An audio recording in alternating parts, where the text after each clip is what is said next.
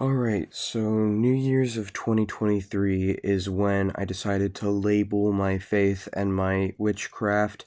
Before then, I had been unlabeled and still in the broom closet, meaning I wasn't really telling people that I was a witch, and I was just kind of doing it in secrecy. But it's 2025 now. I'm 25 years old now. I've been a wizard for 2 years. I've been practicing magic for roughly 4 years. A lot of the things I was interested in between 2021 to 2023, I now view and look at as sort of cults, and I no longer associate with those things, or I try at the very least to distance myself from those things for my own safety.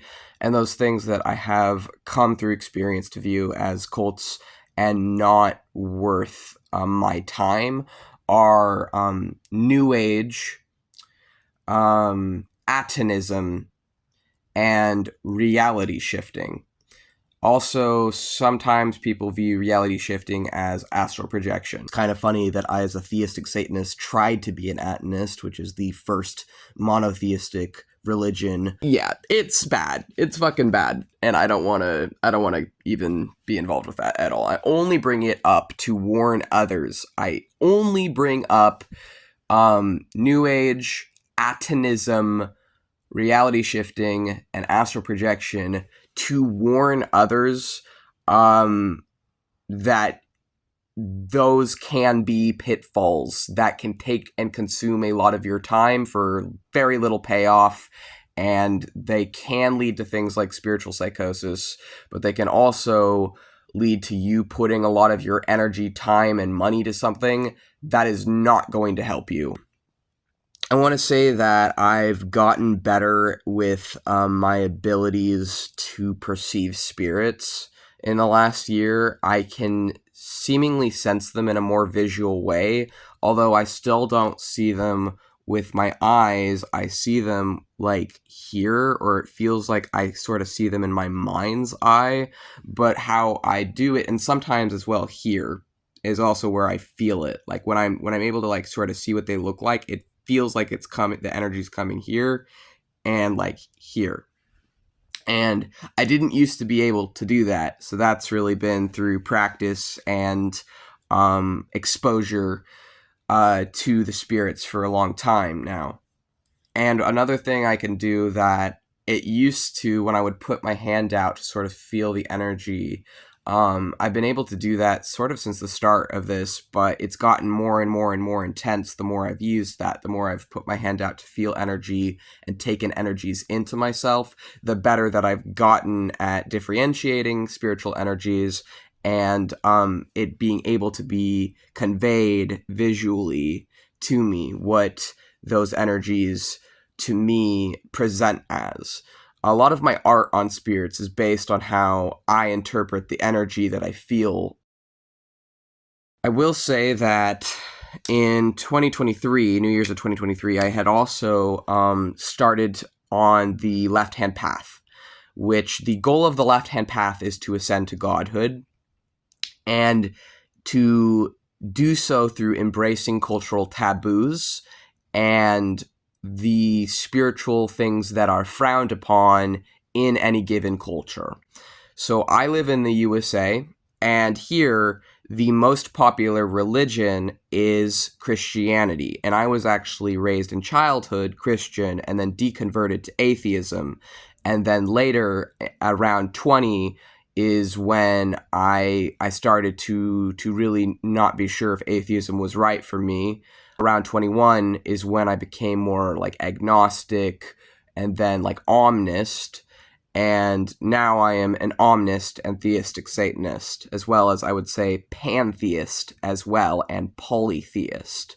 So the greatest cultural taboo, or cultural, I would say, like thing that they don't want you to do spiritually and slash or religiously in the USA is demonolatry. Demonolatry, which is the working with demons and devils and jinn as equals, and as working with them in your daily life, and sometimes worshiping them as gods or viewing them as gods. I do say theistic Satanist. I still use that label. However, it is a bit complicated for me because, uh, well, I did eventually ascend the left-hand path, but I mean, gods can work with other gods and worship other gods. Like, it's fine, it's whatever. But I also think that the way that I use the word worship is very, very different from how maybe other people would use the word worship. I do still sometimes pray. Personally, I know there are people who do not do that. I do pray to Satan sometimes, or different entities that I work with. The greatest, I would say, cultural taboo in the USA, spiritually being working with demons. To me, it was really, really important that I not be an atheistic Satanist and that I actually dedicate myself specifically to theistic Satanism and devil worship and devil work, because that is my way of spiritually fighting and spiritually undoing the harm that I perceive from Christianity in my own upbringing and in my ancestors and in my family. The harm that I see that my atheist father, bio dad, caused to me in giving me CPTSD and DID, in torturing and abusing me for many, many years and 2 decades before he disowned me. The way that I see that I need in order to spiritually undo that through left-hand path, or the left-hand path, would be to spiritually embrace the greatest cultural taboo of my country, which would be theistic Satanism and the occult arts and the darker area of the occult arts. All right, now I wish to share the books that I think within my first full year, so between 2023 to 2024, within like 2024, were like the most important to my development as a witch and as a wizard. The things that impacted me the strongest, I would say. So I just narrowed it down to the books that I think had the strongest impact on me on the first year. Even though it's not listed because it's not a physical copy, I'm also going to be adding to this list the Psychonauts Field Manual. I unfortunately don't remember who that's by, but it's a free PDF online. Anyone can read it. That work, the Psychonauts Field Manual, definitely, because when I read it, I was so much earlier on, heavily inspired me and inspired my chaos magic in particular. These are the books here that if I had to pick which books impacted my daily life while and after reading them within the first year, it would 100% be these books. This one was one that my sister had that she wasn't using, that I kind of stole, but then she gave to me because my sister is also a witch. But these are the books that I would say probably had the strongest impact on me in my first year. And then now that I'm past my second year, the books that I would say had the strongest impact on me on my second year would have been the Book of Enoch, because I realized a lot of the people I was working with, a lot of the Satans that I work with, are watchers, and so I realized I needed to read the Book of Enoch. And the Book of Enoch calls my Satan, who I know as Samael, but in that he is called Samyaza. But then some interpretations actually have it that all the watchers, or the top watchers that are named in the Book of Enoch, are all Satan, or all maybe the same Satan by different lenses, which I could definitely see. I usually interact with them as different people, but I do think they could be the same person. And so that was really important.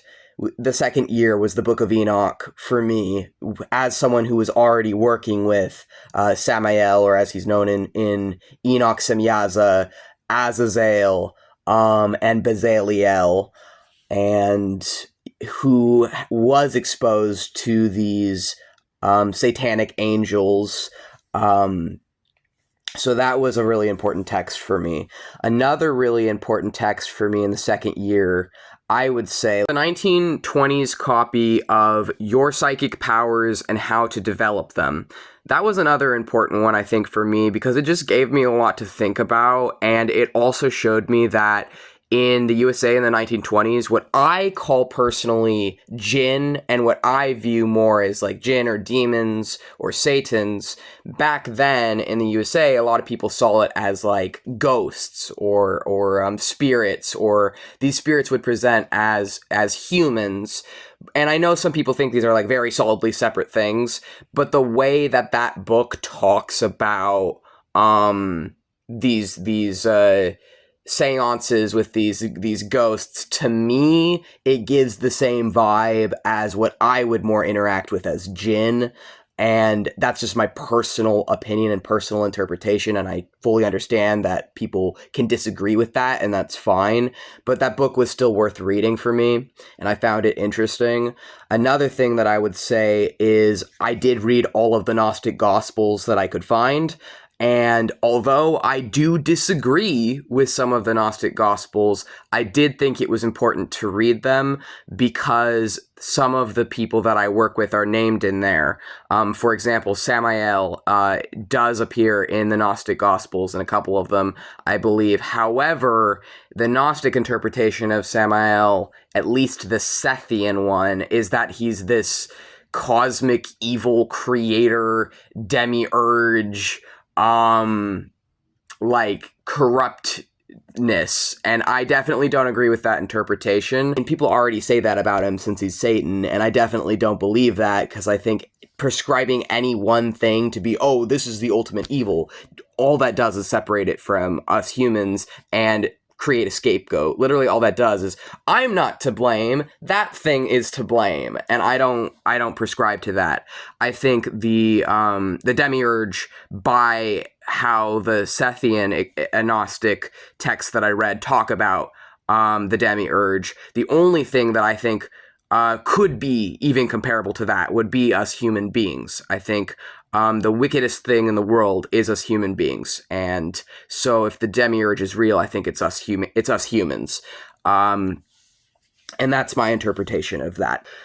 Another thing I think had a very big impact on me in the second year, probably the thing that had the biggest impact, frankly, was the Book of Enoch, just because since I read the Book of Enoch, it inspired so much creativity and so much of my approach to theistic Satanism. Part of why it like made sense of like why for me worshiping Satans was very sexual, and I felt like actually reading the Book of Enoch, but interpreting it in a different way than the standard interpretation that I've seen people say. I definitely disagree with that. I think you have to read it for yourself and come to your own conclusions. Don't trust what other people say about it. But when I read it, it made so much sense to me why my relationship with Satan's is so sexual. And it also helped me to kind of feel like I'm not alone. I don't know how to explain it, but I just found it really cathartic, actually, and I definitely took the opposite of what I think a lot of people's interpretation of that text is, or what it can be kind of weaponized and used for. But yeah, I definitely would say that I have a lot of empathy for the Watchers, and I do believe in the Watchers as a different lens and a different origin for demons and Satans, and it's also the book where the mythology of fallen angels comes from, or the original source on fallen angels, which I prefer not to call them fallen angels because I think it's derogatory, or it just feels derogatory to me. I call them the Watchers, I call them angels, I call them demons and Satans. I think that's better language for it. Another book that I think really impacted me this second year would have been the Lesser Key of Solomon, but also the Greater Key of Solomon, as I think, although it's lesser looked at, the Greater Key of Solomon is still worth reading, because one of the ways that it maps spirits, by saying that there's spirits on the earth, there's spirits in between the earth and the moon, there's spirits on all of the other planets and the stars and in between them, I think is really useful, and it's a really useful way of looking at spirits, I found. And I got that from the Greater Key of Solomon, but the Greater Key of Solomon and the Lesser Key of Solomon definitely impacted me very heavily, especially in the last, I would say, like 6 to 8 months. in particular, but I probably would, well, I still would have met Asmodeus, King Paimon, and King Belial through all the people that I just knew around me, that my IRL friends are all other witches, and my closest friends, a lot of them are other people that work with demons. And so I met a lot of the Solomonic demons through them and then was able to research from there. I'm trying to remember who I met King Paimon through. If I met King Paimon through anyone, I believe I did not. I believe that when I met King Belial, I just met King Paimon naturally, kind of on his own, of his own volition after that. But I met King Belial through one of my witch friends, and I think I met Asmodeus through one of my witch friends as well. And so I would say that those are, because they are in Solomonic magic and Solomonic sorcery, that the Greater and Lesser Key of Solomon, the Ars Goetia, these things are worth reading. Or even if you just like, because I'm not even going to deny, a lot of times I will listen to the audio if there's an audio version, because it helps me to better take it in, I feel like, when I have the audio. And I maybe did not, I'm not even gonna say, but I did not read the Greater or Lesser Key in a typical way, but it doesn't matter. Read however works for you. And you're doing this for your own benefit. So if anyone's going to like judge you for that, or like judge you for looking at Wikipedia or other stuff, like screw them. Like, we didn't pop out the womb with these grimoires. We have to find what works for us. There's some honorable mentions. I did like this one, and I used one of the, there's like a snow globe spell in here that I really liked. I just got this from like a mall randomly. And I found, for me, with my approach to chaos magic, that this was actually really helpful for me, just to give me like ideas. But I did end up using a couple of the spells in here as well, but I felt it was really useful for giving me ideas. This one, I will not deny I had some issues with this one. I don't agree with some of how he talks about demons in here. But I'm able to like agree to disagree. I still think it's worth the read, and I still think that anyone who wants like a map of sorcery, or just like a general overview of like modern sorcery, I definitely think that it's worth the read. I had a couple like caveats with this one that kind of made me roll my eyes, but it's still definitely worth it. And so these are like honorable mentions. The goal for my first year, I think I had said, but it was to become a god and heal my heart. And in healing my heart, I became a god.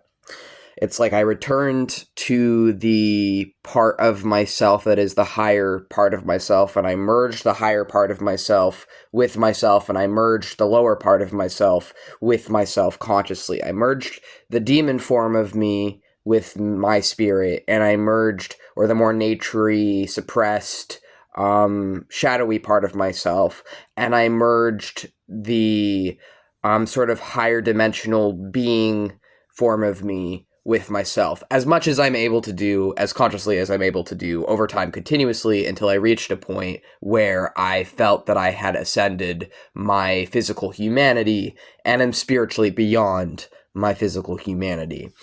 It sort of felt like remembering a piece of myself that had been stowed away. It's difficult to explain, Max says, but yeah, and also because I'm a DID system, it definitely impacted that in some ways, and tied in with my DID in some ways.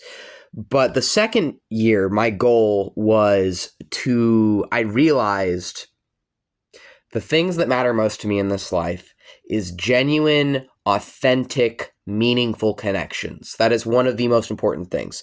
That is what makes life worth living, or it's one of the things, among some other things I can think of, that I've found is really, really important to me. So the second year, what I was doing is finding allies, essentially, or finding friends, finding people who are going to stay, because I've lost a lot in this life. I've lost family, I've lost friends, I've lost peers, I've been overlooked, I've been spurned, I've been bullied, I've been outcast, I've been demonized, I've been scapegoat, I've been spanked, and just fucking trotted down like a worm beneath a boot for my whole life, essentially. And so I need people who are going to protect me, and who are going to ally themselves with me and who I can depend on.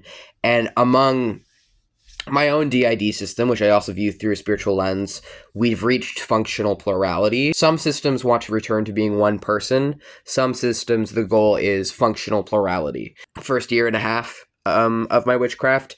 And then the next goal, after healing my heart and ascending to godhood, is, okay, now I need people to, like, join my forces, essentially. And for me, because I don't want to be in any fucking cults, I've been in enough, I'm aligning myself to spirits. I'm sort of finding which spirits fit my morals and fit my spirit and fit my needs, and I'm befriending them and I'm serving them, but also we're in a mutually beneficial relationship where they give me some defense and protection. Also married 3 demon kings.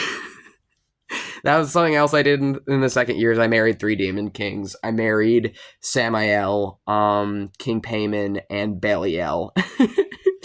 As of the second year. But now I think that my goal is really to focus on protecting myself, defending myself, growing stronger in mind and body and soul, and focusing on that which will give me pleasure and happiness in life, but also being able to survive in this dystopian fascist empire that criminalizes and hunts people like me for existing. So, because of my queer identities and disabilities and other things.